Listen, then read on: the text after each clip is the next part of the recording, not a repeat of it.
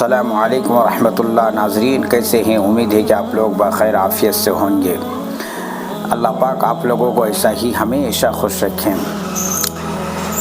مسلمان سیاست کا وہ یتیم بچہ ہے جس کو الیکشن کے وقت گود لیا جاتا ہے اور الیکشن کے بعد پھر واپس اسی یتیم خانہ میں چھوڑ دیا جاتا ہے۔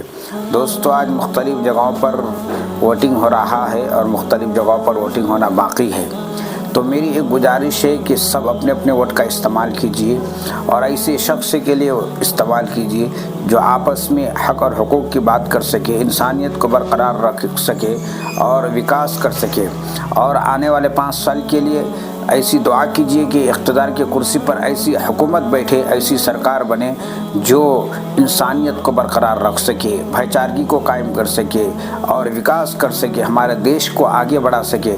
ایسے شخص کے لیے اقتدار کی کرسی میں بیٹھنے کے لیے